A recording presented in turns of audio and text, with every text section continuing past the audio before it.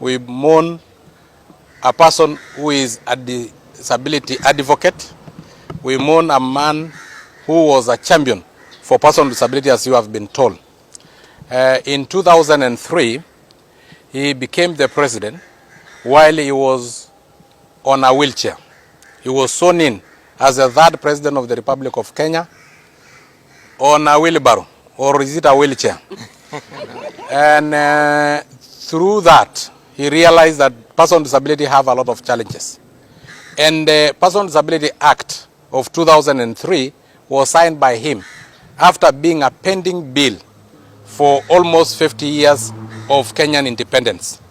He, again, through his government, ratified the United Nations Convention on the Rights of Persons with Disability in 2008. Hence, Kenya was in the global map of disability rights.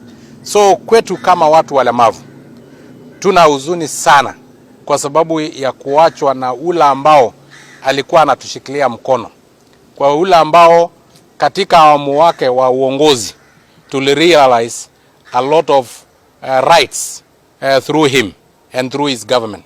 The cash transfer to the severely disabled you see now, it was courtesy of His Excellency the late Mwai Kibaki.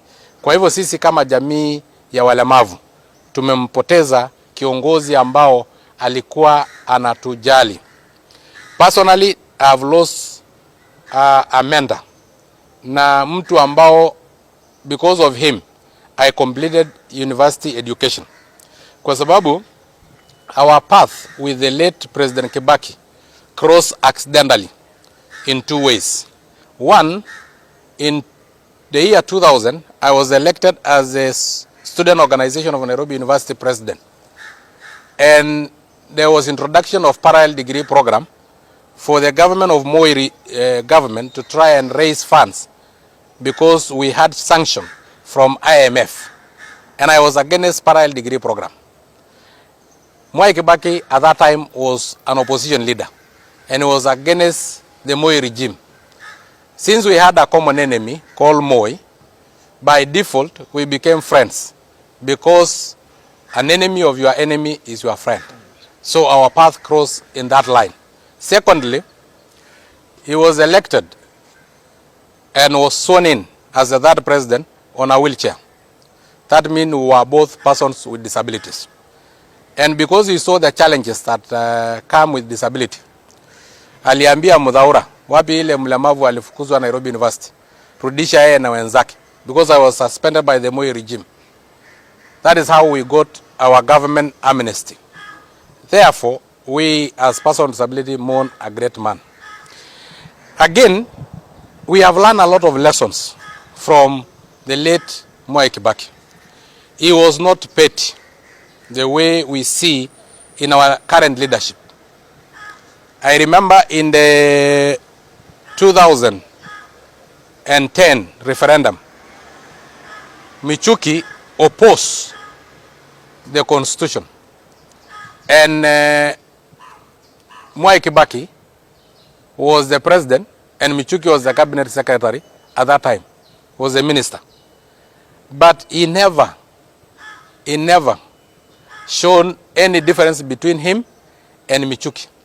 In any case, cabinet meetings went on as usual, and then when they went to the field to campaign for and against the constitution, Michuki campaigned against and Mwai Kibaki campaigned for. He was in the yes camp and Michuki was in the no camp. Unlike what you see now, where if you differ in opinion with the sitting president, you are criminalized. You become a criminal, and you have committed a criminal punishable by sending DCI, sending ESCC, and de-whipping you from parliamentary committees because of such pettiness. So we have learned that Kibaki was not petty. We also have seen people sending their condolences and mourning this great hero in very hypocritical means. We have seen Raila Odinga mourning the late President Kibaki. Na kama kuna mtu alisumbua Kibaki kwa uongozi wake ni Raila Odinga. So it is hypocritical for him to cry the loudest, yet we know what he did. He coined the 41 against 1 political genocide mantra because Raila hated Kibaki and his tribe. But he is now crying the loudest. He again was against the Kibaki legacy project of Thika Superhighway, describing it as a tribal project.